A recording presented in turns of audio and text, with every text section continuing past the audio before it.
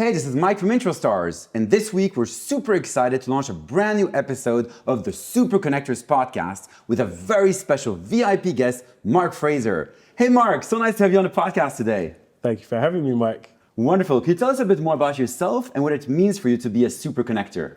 Well, I'm a serial founder. I've started 7 companies in my lifetime.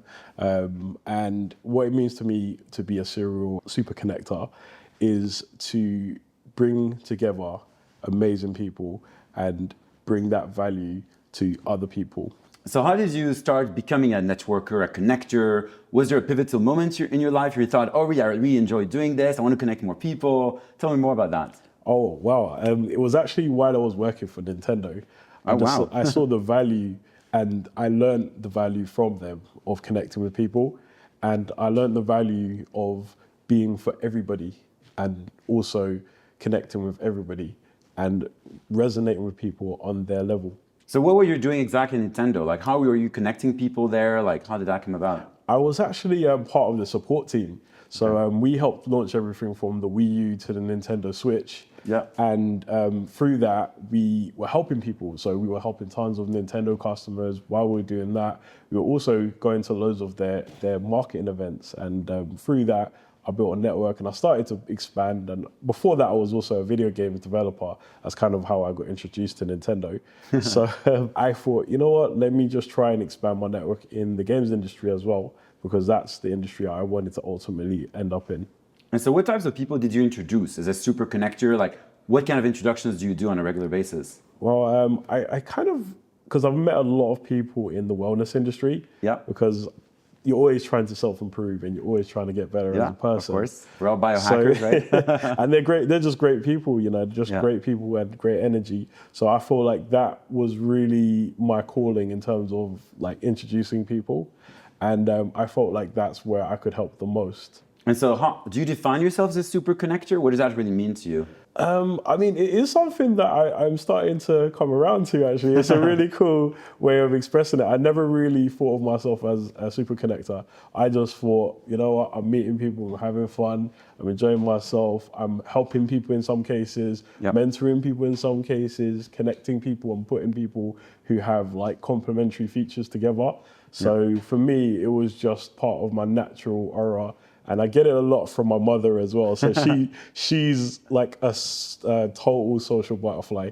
You know, that just had to get passed down in the genome to me.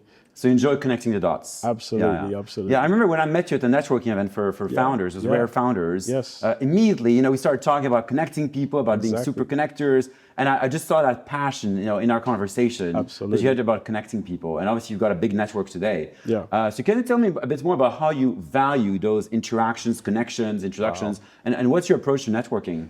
Well, I like to go by the 4 R's, right? So I like to go by your relationship with somebody. Yeah. And also the relevance to the person you're connecting them to, and also the person's reliability, because you never want to connect people with someone who isn't reliable. Yeah, and have you had like some good and bad experiences around that? Like what's your experience to build that strategy around the 4 R's? Yeah. I suppose that every connection is a bit of a hit and miss. You never know how it will go because there's always some underlying circumstances, but you have to do a little bit of due diligence, you know, to actually make sure that that is going to be a valuable connection. So you have to do a little bit of groundwork, a little bit of talking, and make sure that it's a win-win for both parties.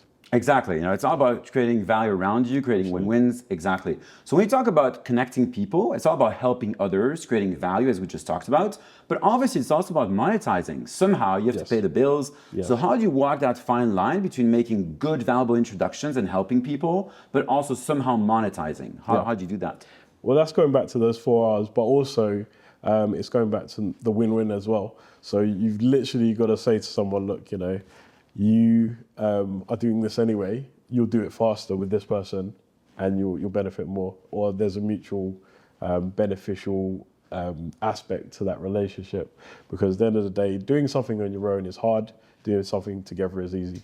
Yeah, but what about those introductions where you monetize? We're talking about real estate introductions, customers and businesses. Like, what kind of introductions do you look at in terms of monetization, and how do you approach that? Right, okay. I've done quite a few different ones actually. So I've done ones for big tech companies, and also for festivals, and also for the property market as well. So every time I approach that, obviously I've got to look at it in terms of okay, that relationship at some point has to get to a point where it's a commercial relationship. Yeah. So you have to go from that's just your friend to that's someone who is potentially going to get you paid on the other end when you introduce that to that person to the other person. But you've also got to make sure that you're looking after both parties as well, and it's a mutual relationship that's going to work for each other, because at the end of the day, you want to have a quality relationship between those people that you had and pass it on. If that makes sense. Exactly. Yeah. So how do you track the introductions you make or receive? Do you use some kind of spreadsheet or tool? Obviously, if you look at new tools like intro stars, which allow you to track every introduction you make and receive in one single view, and obviously monetize if a deal comes out of it, actually for you to get paid as an introducer, how does that change your approach? Or not just for you, but for other people out there who are super connectors and networkers? I found the platform amazing actually, because I could just keep everything on the platform, and I can keep track of all my messages, and also keep track of my clients, and also the progress of my introductions as well. And also I can connect with them through LinkedIn and other platforms that are commonly used as well. So I can connect with them even further. So what did you use before that? Did you use some kind of spreadsheet or tool? Did you track anything? You didn't track at all? Like, what was your approach to networking before? I was doing in-person networking. So every time I'd meet someone at an event, I'd write down on pen and paper. I learned that from someone in the property industry, actually. Susanna Cole, she taught me how to do that part of networking. So she taught me, when you work the room, write down everyone's name on a piece of paper, their number, their details, and then keep track of that, and then have 5 to 9 touch points with them. And that doesn't mean a text message, it means a phone call, or you have a sit down on a coffee or a Zoom call with them. So you build that relationship over time. You're not just, passing along numbers, you're building relationships and then fostering that with the next person that you pass it on to. So where do you keep all these pieces of paper? I've got a filing cabinet somewhere. Are you gonna digitize that at some point? I'm trying to. I'm working through it. I've got 26K connections now, so I think 10K of them were from last year. So maybe I'll sit down one day and just spend the rest of the year doing that. Yeah. So do you see any trends in like networking, business introductions, connections, any trends you see, and how are you adopting those trends yourself? I mean, I'm currently on a few business accelerators, and I feel like a lot of people are facilitating connections as well. So before, you just got put in a room and there wasn't a plan, and everyone just like went and met everyone they could, and it was based on your social sort of, how can I put it, courage, I guess.